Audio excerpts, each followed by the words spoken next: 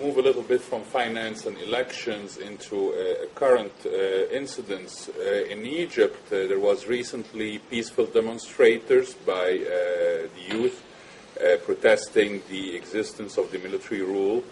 And the military have used severe and tactics with them, including direct targeting and shooting towards the eyes of the protesters, using of tear gas with banned international substances that caused the death of many of the peaceful demonstrators.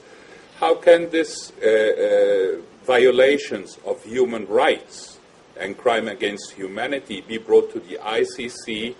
And the second part, in the light of the not being able to persecute them under the Egyptian military code of justice, and the existence of a puppet government installed after the removal of Mubarak, how can those victims seek justice since they cannot seek it in their own country? I would like to quote Richard Decker. He said that the ICC remains the last hope for justice.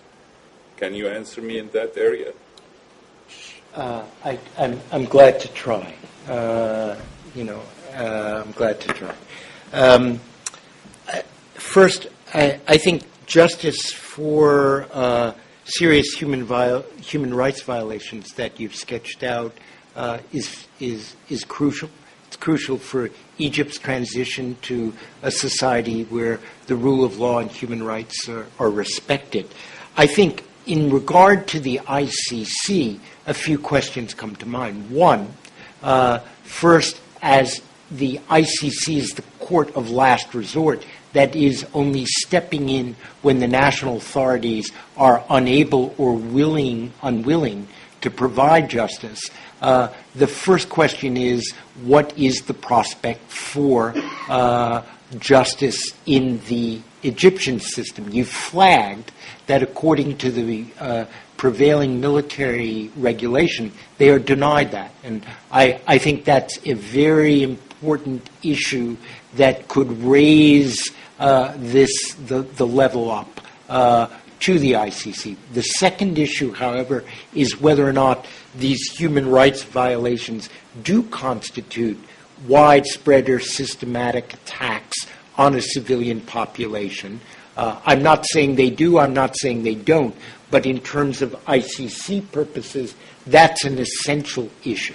And lastly, and probably most fundamentally, to date, Egypt is not a state party, along with 119 others, to the Rome Statute. I think the first order of business in addressing and providing some prospect of redress there is for Egypt to quickly ratify the Rome Statute so the ICC will, in fact, for victims of crimes against humanity in Egypt, where there is no redress through national courts, have access to the ICC. Libya and Sudan did not ratify the Rome Statute, and yet President Bashir is a wanted person by the ICC, and Saif al-Islam Gaddafi, and prior to the killing of Muammar Gaddafi, were wanted persons by the ICC.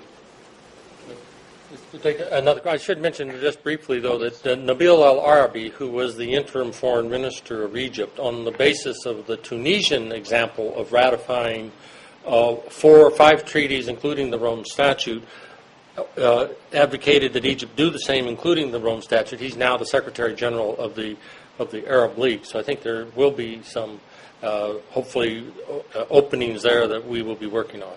Other questions?